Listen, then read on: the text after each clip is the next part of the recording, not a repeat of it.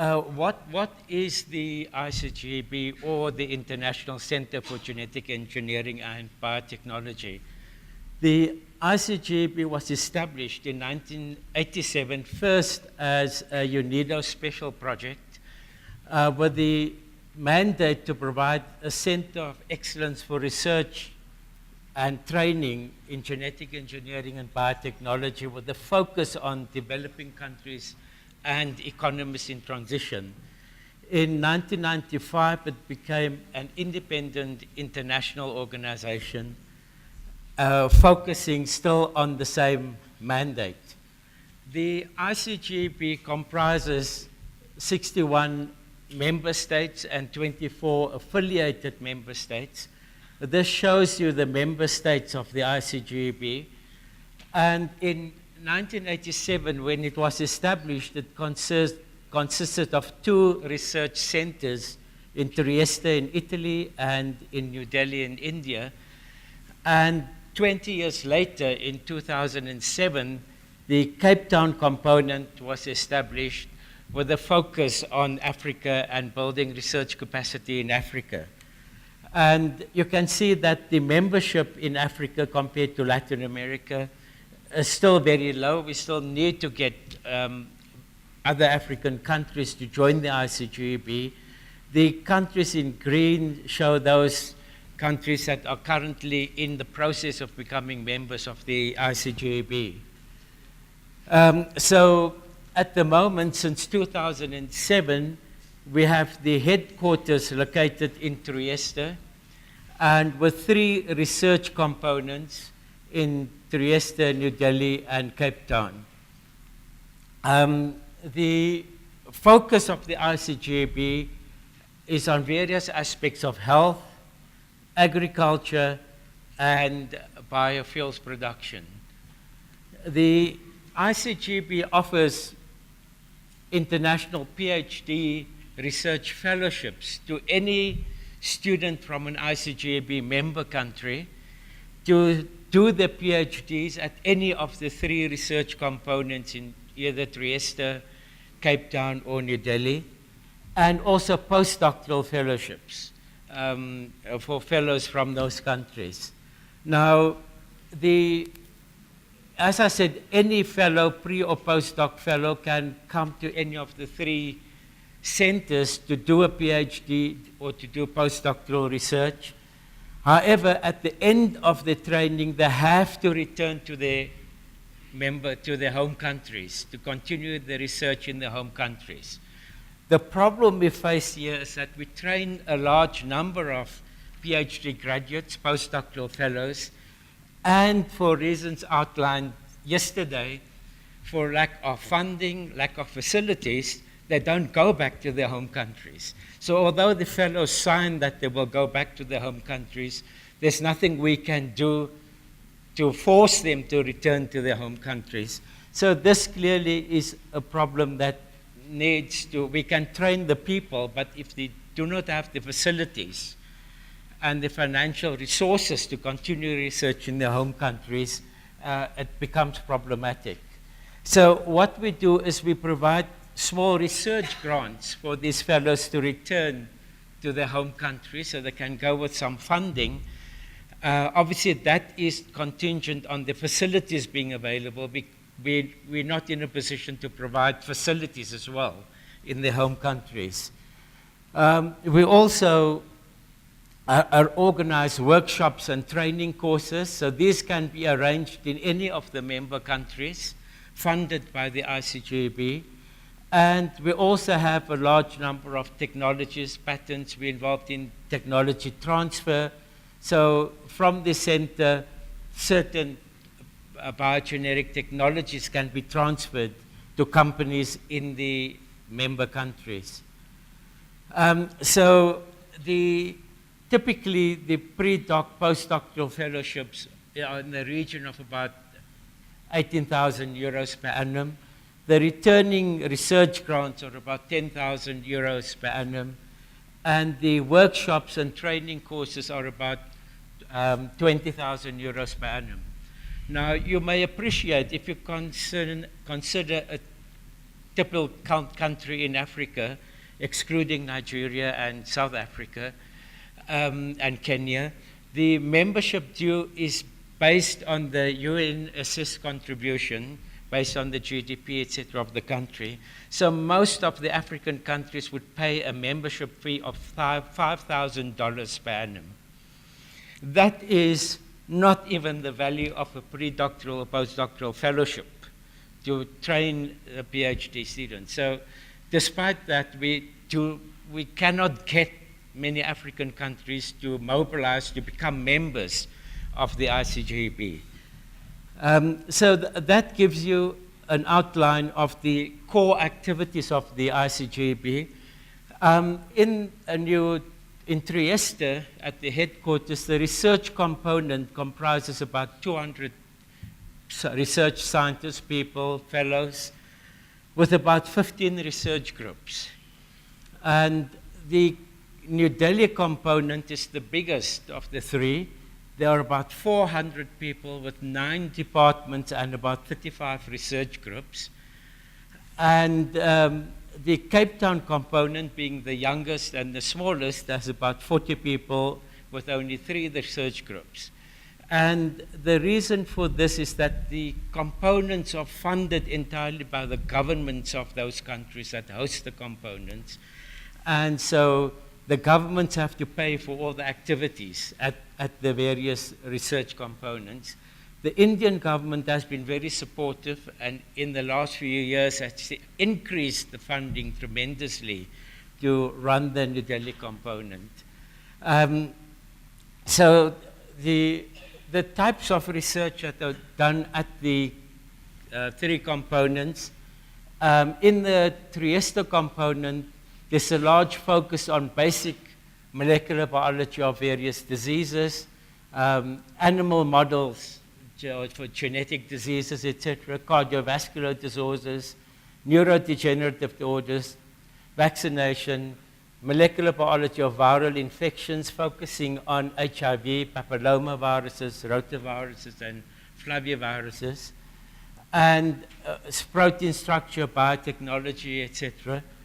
And at the New Delhi component, the focus is on human health with various areas in virology, immunology, malaria, computational biology, recombinant gene products, some of the pioneering work in diagnostic kits for HIV, strip kits for HIV have been done at the New Delhi component.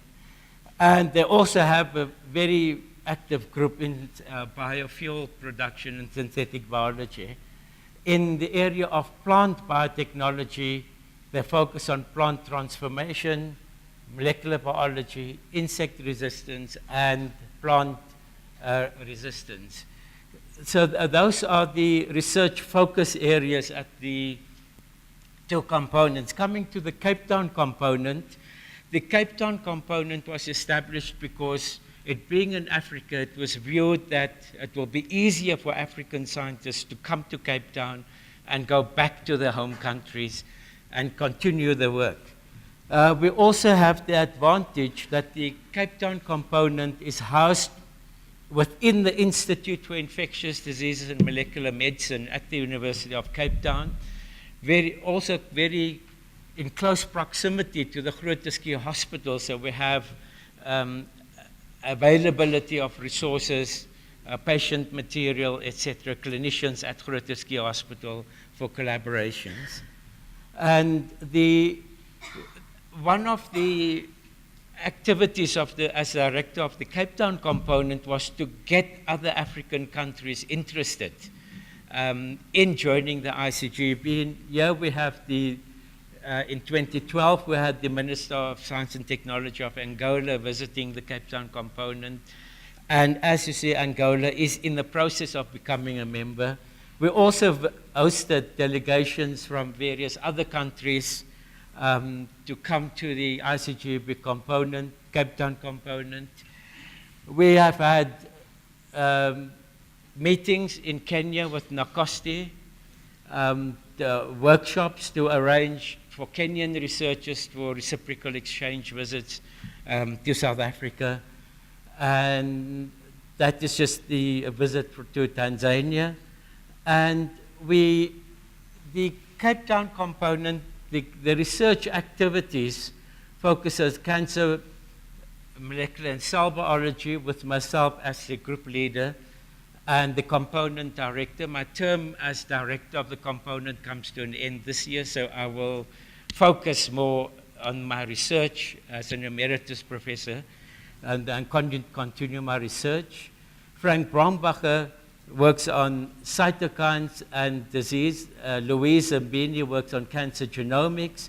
And then we have a biosafety unit that focuses on biosafety programs in Africa, training policymakers, etc., in biosafety procedures, policies, etc.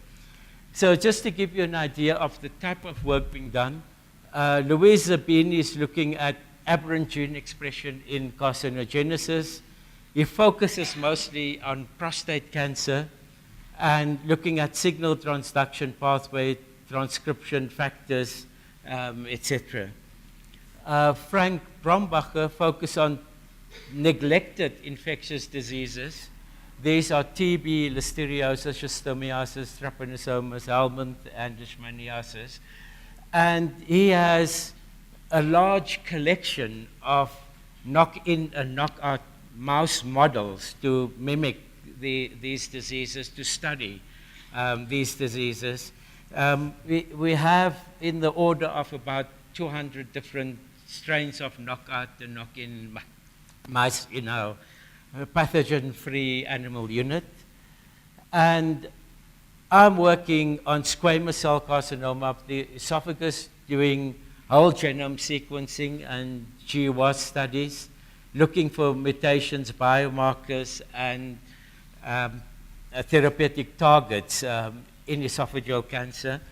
And I put in this slide because it was raised yesterday in this presentation on cancers in Africa and in Kenya.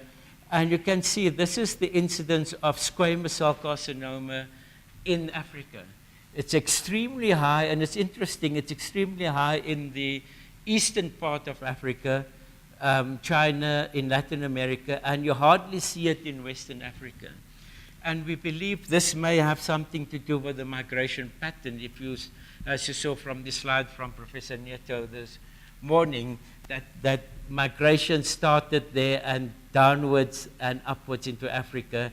And we believe that founder gene mutations may be responsible for early genetic defects in this disease. This gives you an idea of the students that we have been training at the Cape Town component. The large number of students obviously would be from South Africa, but we have trained students from many different places, from India, Cameroon, Tanzania, Botswana, Zimbabwe, Kenya, Nigeria, etc., Mauritius. We also have, these students would all have been on ICGEB fellowships, and you would see that we also have had students from Germany, Spain, Slovenia, and Italy, etc. And those students would come from funding from other sources from their own countries, but not from ICGEB funding. And the South African students would also not be from ICGEB funding. South African students do not qualify for ICGEB fellowships in South Africa. They only qualify for ICGEB fellowships to Italy or India, but not to study in South Africa. So these are students who have funding from other sources to study at the component. And it's part of the program to forge internationalization and collaboration between researchers. So I want to end off just on this interesting slide. This shows, this is a WHO prediction of the disease burden. And you can see that we are currently over here, but you can see that the incidence or the dailies for neglected infectious diseases have been increasing. And the for HIV/AIDS, TB, it's predicted that it would drop by 2030. Not much, but it would drop. But what people are not seeing is the rapid rise or predicted rise in non-communicable diseases by the year 2030. And with our large, I'm not saying we should not focus on communicable diseases.